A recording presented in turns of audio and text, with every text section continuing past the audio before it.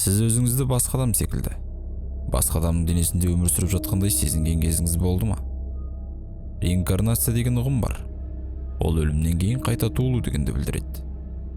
Бұған сену-сенбеу өз еркіңіз. Бірақ біз қазір ата-аналарының сөзінше бұрынғы өмірін есіне түсірген балалар жайлы сөз қозғаймыз. Сәлем достар, эфирде сол кездер. Менің есімім Нұрхат. Арнамызға жазылып лайк басып кетуді ұмытпаңыздар.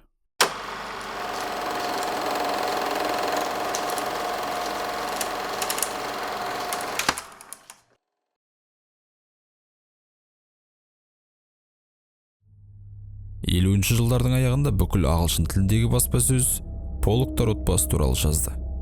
Олардың 2 баласы қорқынышты жол апатынан қайтыс болды.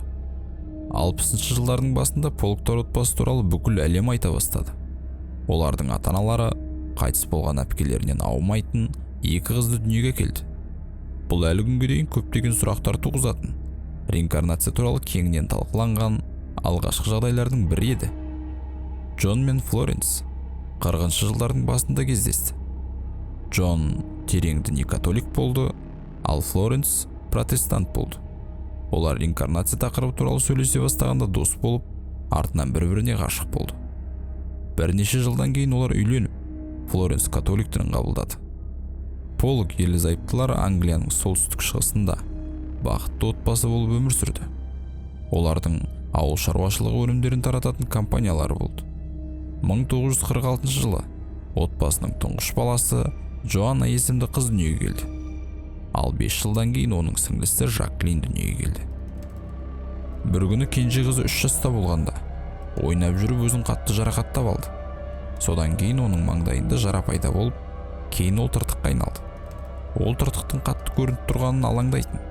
Бірақ оның әпкесі мен ата-анасы Жаклинді бұл оның сұлулығына еш әсерін тигізбейді деп сендірді. Апалы сіңлілер бір-бірімен жақсы араласты. Олар бірге ойнағанды, киім киіп, спектакльдер қойғанды жақсы көретін. Бірақ оларға ең ұнайтын іс әкесіне жаңа шаш үлгісін жасау болатын. Қыздар махаббатқа толы үйде өсті. Ата-аналар қыздарының өмірінде болып жатқан барлық нәрселер туралы білетін.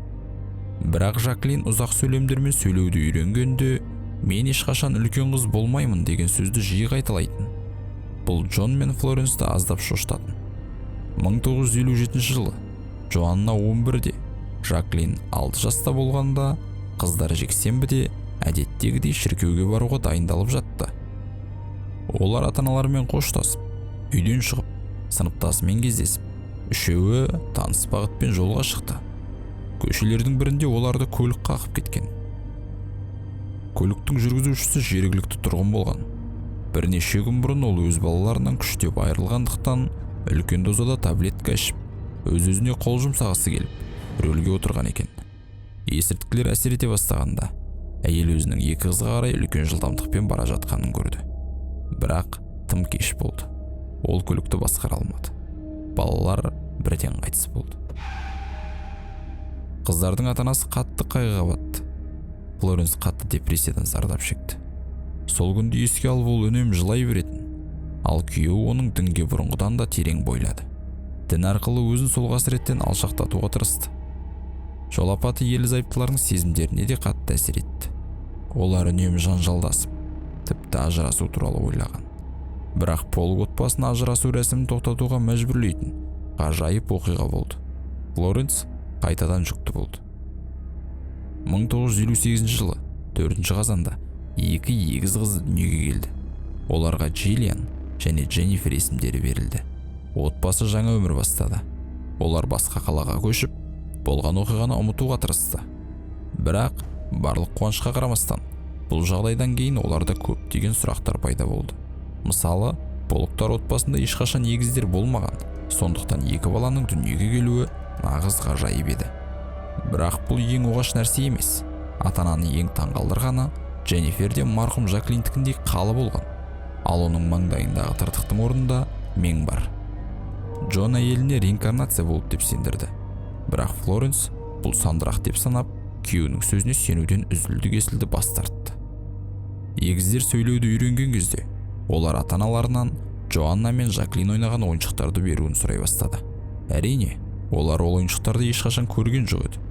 ата-аналары қайтыс болған әпкелерінің қуыршақтарын көрсеткенде, қыздар сөзсіз олардың атын атап, ойыншықтардың әрқайсысының қашан келгенін айтып берді. Егер отбасы қалаға серуендеуге шықса, Джиллиан мен Дженниферге өткен жерлерді сипаттау қиынға соқпады. Олар бұрын қайда және не істегендерін көрсетті. Көшеде көлік өтсе, қыздар қорқып кететін. Олар айғайлап, көлік, ол бізді алып кетуге келеді дейтін. Қыздардың да қайтыс болған әпкелерімен мінез-құлқы ұқсас болды. Джиллиан мен Дженнифер әкесінің шашын сәндегенді жақсы көретін. Және олар бір-бірімен жақсы араласты. Джиллиан мен Дженнифер 5 жасқа толғанда, олардың өткен өмірінің барлық естеліктері олардың жадынан мүлде жоғалып кетті. Канадалық американдық психиатр Ян Стивенсон қыздардың әңгімесіне қызығушылық танытты. Ол жандардың ауысу процесі медицинаның дамуына көмектесетіндігіне сенімді болды. Сондықтан ол бұл оқиға ерлі-зайыптылардың ойдан шығарылғаны немесе полктор отбасында реинкарнация оқиғасы болғанын түсіну үшін ұзақ уақыт бойы қыздар мен ата-аналарды зерттеген. Нәтижесінде отбасына сеніп, 1987 жылы өткен өмірін еске алатын балалар кітабын шығарды. Ол реинкарнацияның 14 мысалын, соның ішінде апалы-сіңлілі полктордың ісін жинады. Дегенмен отбасы оқиғасын өтірік және арандатушылық деп санайтындар да болды. Мысалы, британдық тарихшы Йен Вилсон болып жатқандардың бәрі ата-ананың қиялы деп жазды. Өйткені қыздардың өткен өмірі туралы әңгімелерін еститін бірде-бір бейтаныс адам болған жоқ. Алайда 1981 жылы Джиллиан бірнеше рет трансқа түсіп, өзін бөтен денеде құмда ойнап жатқанын көрді. Ол үйдің жанындағы бақшаны егжей-тегжейлі сипаттады. Оның әңгімесінің бәрі полктор отбасы қайтыс болған қыздармен бірге тұратын ескі үймен сәйкес келді. Ал егіз қыздар ол жерде ешқашан болмаған және суреттерінде көрмеген еді.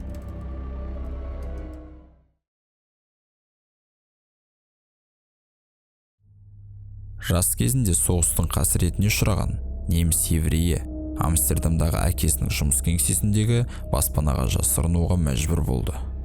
1942 жылдың 6 шілдесінен бастап Анна Франк отбасымен бірге бірнеше тар бөлмелерден тұратын шағын лашықтарда тұрды. Осындай қорқынышты жағдайда өмір сүрген Анна әкесінің 13 жасқа толуына арнап берген күнделігін толтыру арқылы еркіндік тапты. Бірнеше жыл бойы ол жасырынуға мәжбүр болды. Ол өзінің барлық эмоцияларын, бойжеткендік ойлары мен қорқыныштарын сипаттады. Анна оларды қандай да бір түрде өзін еркін ұстау үшін жазды. 4 тамыз күні таңертеңгісін ол тұтқындалып, әпкесі Марготпен бірге Берген-Бельзенге жіберілді. Ол концлагерде қайтыс боларда, арада уақыт өтіп өзінің күнделігінің әлемге әйгілі болатынын білмеді. Оның әкесі Отто Франк аман қалған отбасының жалғыз мүшесі. Соғыстан кейін бірнеше жылдар салып, ол Амстердамға оралып, отбасын жасыруға көмектескендердің бірі және шатырдан күнделік тауып алған Мейеп Гиспен кездесті. Көптеген айлар ақылдасып, олар нацистер кезінде азап шеккен еврейлердің шынайы оқиғаларын айту үшін күнделікті жариялауды ұйғарды. Олар кітаптың бұлайша танымал болатынын білмеген еді. Анна Франк Берген-Бельзенді босатудан бірнеше апта бұрын, шамамен 1945 жылы 15 сәуірде қайтыс болды. Ол лагерде 1 жылдан аз болды. 1947 жылы 25 маусымда Анна Франктың күнделігінің алғашқы жарияланымы болды. Кітаптың атауы Анна Франк жас қыздың күнделігі. Біздің келесі кейіпкеріміз дәл осы Анна Франктың реинкарнациясы. Барбара Карлен 1954 жылы Швецияда дүниеге келген. Оның алғашқы кітабы небәрі 12 жасында жарық көрді. Бұл өлеңдер кітабы болды. Ол Швециядағы ең танымал кітаптардың біріне айналды. Содан бері ол поэзия мен прозаның тағы 9 томын жазып басып шығарды. Бірақ оның балалық шағында әдеттен тыс нәрселер көп болды. Ол сәби кезінен түсінде басқа өмірді көрген. Ол түстерінен кейін дірілдеп, шошып оянып, бойын қорқыныш билейтін. Оның айтуы бойынша, ол үнемі қорқынышты түстер көретін. Бір күні ол анасы мен әкесіне оның аты Барбара емес, Анна екенін айтты. Алғашында анасы мұны бала қиялындай ғана қабылдады. Бірақ қорқынышты түстер жалғаса берді.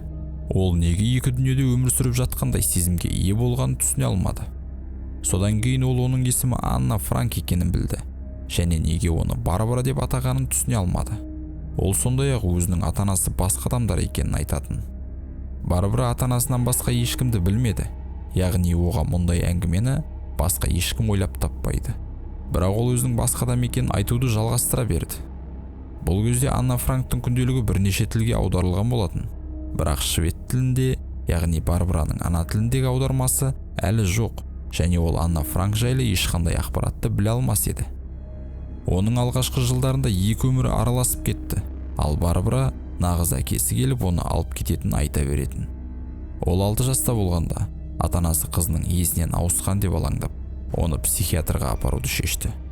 Барбара өз кезегінде оған ешкім сенбейтінін анық түсінді. Психиатрға барған кезде ол оған өз оқиғасын айтпаған. Психиатр ата-анасына Барбараның қарапайым қыз екен, және олар ештеңеге алаңдамау керектігін айтты. Ол жай ғана арман әлемінде өмір сүріп жүр. Басқа балалар сияқты ол да қиялында құрбысымен сөйлескен болу керек. Жақында ол бұл қиялдан шығып, ұмытып кетеді деді. Бірақ онда ештеңе болған жоқ. Ол ұмытпады. Ол тұйықталып, көргендері туралы ешкімге айтпауды шешті. Бірақ біртүрлі естеліктер өшпеді.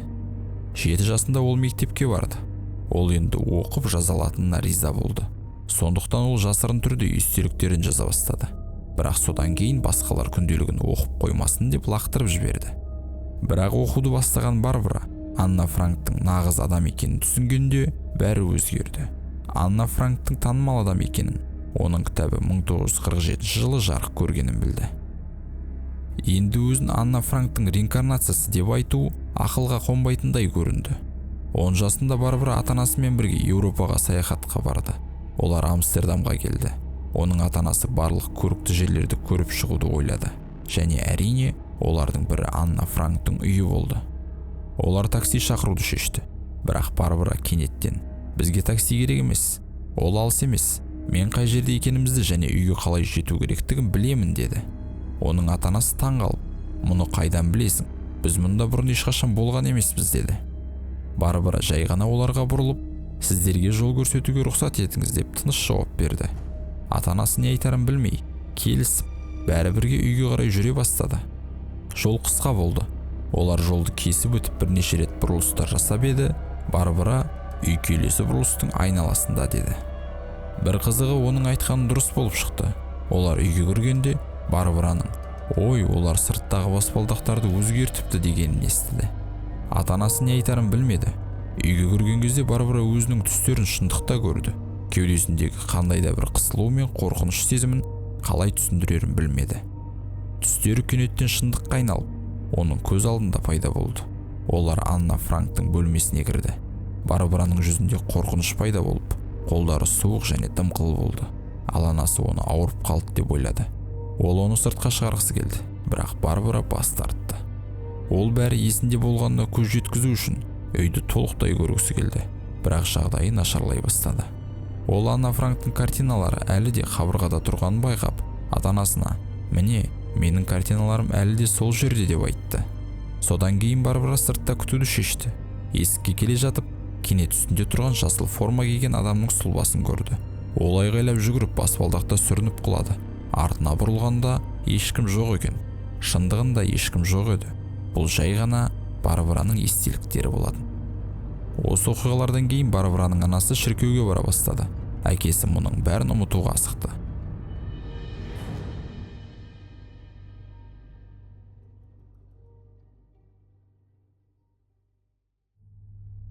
Исландия университетінің әлеуметтік ғылымдар факультетінің психология профессоры Эрлендур Харальдсен өзінің өткен өмірінде жол апатынан қайтыс болған. Хош иісті зат шығаратын зауытта жұмыс жасағанын айтқан қыз Пурнима Эканаякенің оғаш оқиғасын зерттеді.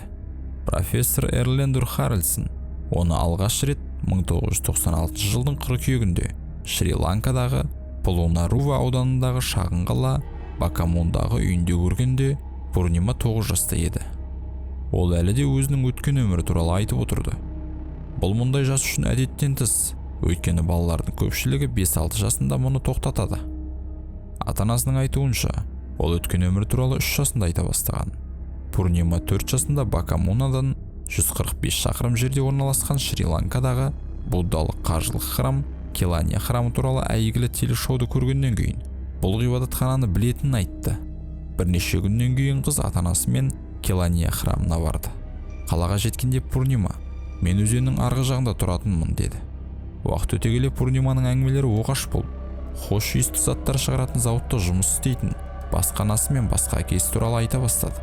Ол сондай-ақ Зокумен болған қорқынышты апат туралы айтты. Бір түрлі мәлімдемелер болғанымен, Пурниманың ата-анасы оны жай ғана қиял деп есептеп, онша мән бермеді. 6 жасында Пурнима үйінің жанындағы бір адам қайтыс болған жол апатына анасының қайғырғанын түсінді. Сондықтан ол, олай уайымдамаңыз, мен апаттан кейін қайта өмірге келдім, деп анасын жұбатпақ болды. Оның таңғалған ата-анасы қызының басқа адам туралы, дәлірек айтқанда өткен өмірінен естеліктері бар деген қорытындыға келді. 3 жыл ішінде Эрлендур Харальдсон Пурниманың айтқандарын зерттеді. Зерттеу әдістемесі қатысқан барлық куәгерлермен бірге және бөлек сұхбаттардан тұрады.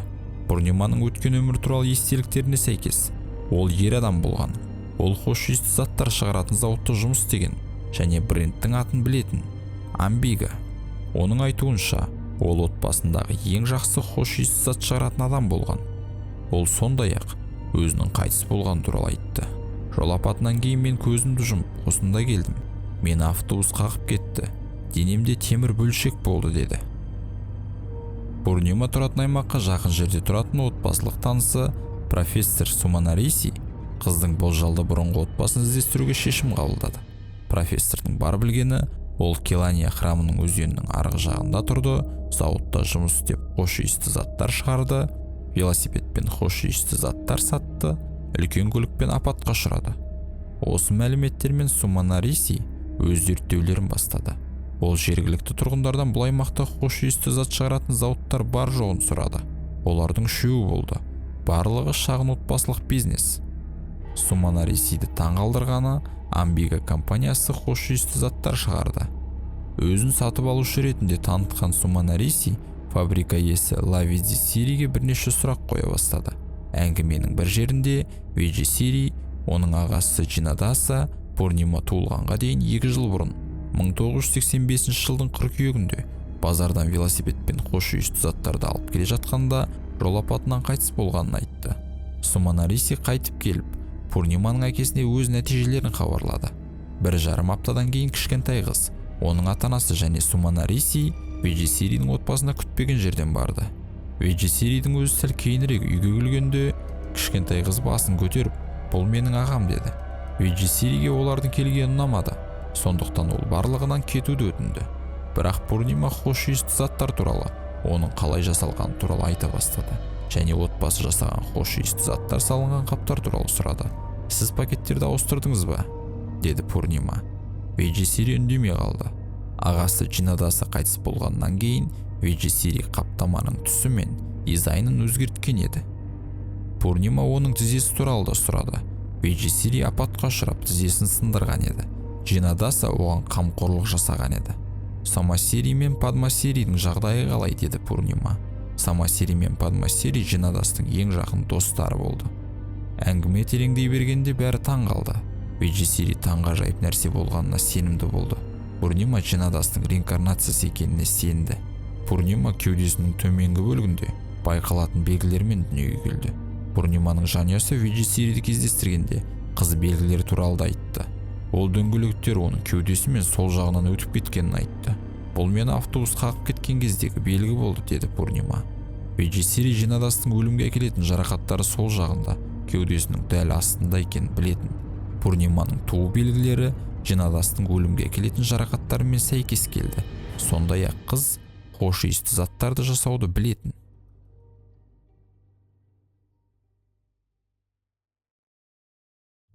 Кэмерон Маклей Глазгода анасы Нормамен бірге тұрды. Ол кәдімгі кішкентай бала, өзге балалардан ерекшеленетін түгі жоқ. Бірақ Кэмеронның басында мүлде бір түрлі ойлар бар. Бала өзінің басқа өмірін, яғни өткен өмірін есіне түсірген. Ол бұл туралы алғаш айта бастағанда, оның анасы Норма жатырқай қарады. Баласының басындағы бұл тағы қандай қиял? Басқа анасы несі? Ол кезде оның анасы мұның бәрі Кэмеронның жай ғана қиялы деп ойлады. Бірақ уақыт өте келе, Кэмерон өзінің бұрынғы отбасын қаншалықты сағынғанын айтуды жалғастыра берді, және ол ата-анасына өзінің тірі екенін, жағдайының жақсы екенін айта алмағанына үнемі өкінетінін айта бастады. Кэмеронның сөзінше, ол өткен өмірінде Глазгодан 250 шақырым жерде орналасқан Гебриттер аралының бірі Баррада өмір сүрген. Әрине, бала шынайы өмірде ол жерде ешқашан болмаған. Ол ақ үйді егжей-тегжейлі сипаттады және өз бөлмесінің терезесінен ұшақтардың ұшып жатқан немесе қонғанын тамашалағанды ұнататынын айтқан. Оның ағалары мен әпкелері болған екен. Сонымен қатар ол өзінің анасының қандай екенін егжей-тегжейлі сипаттап берді. Көп ұзамай Норма ұлының оғаш қиялдарына үйреніп, тіпті оларға көңіл бөлуді де қойды. Алайда Кэмеронның мұғалімі оның анасы Нормаға баланың ескі отбасы туралы үнемі айтып жүргенін айтқанда, ол өзін жайсыз сезіне бастады. Көп ұзамай ол осындай ұқсас жағдайларға қызығушылық танытқан және реинкарнация туралы фильмдер түсіретіндер тобы туралы естіп, кинокомпаниямен байланысады. Көп ұзамай Кэмерон, оның анасы және түсіру тобы Бара аралына бет алды. Бала қатты бақытты болды. Ол өзінің отбасымен болатын кездесуіне қуанды. Айтпақшы, ол әкесінің өкінішке орай жол апатынан қалай қайтыс болғанын айтты. Бірақ оның анасы мен ағалары оны қайта көргеніне қуанышты болады деді. Бұлармен бірге, әсіресе балалардағы реинкарнация құбылысын ұзақ уақыт зерттеп жүрген психиатр және психолог Джим Такер де барды. Сапар 2005 жылдың басында болды. Кэмерон ұшақта отырған кезде де қуанып, анасына ол енді сене ме жоқ па деп сұрай берді. Нәтижесінде аралдағы көп нәрсе дәл бала суреттегендей болып шықты. Оның бұл туралы қайдан білгені қызық. Өйткені Кэмерон бұрын бұл жерде ешқашан болмаған. Терезесінен теңіз бен ұшақтардың қонып жатқаны көрінетін ақ үйді табу ғана қалды.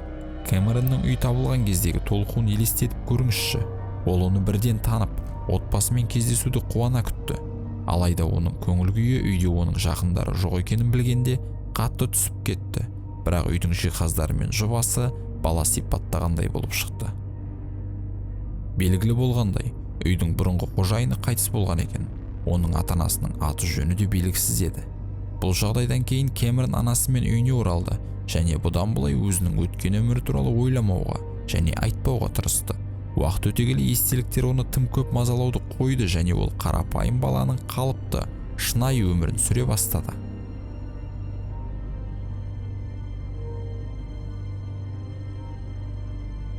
Бұрынғы өмірлерін еске түсіретін балалар өте көп және бұл адам өмірінің түсініксіз аспектілерімен айналысатын көптеген зерттеушілердің зерттеу нысаны болып табылады.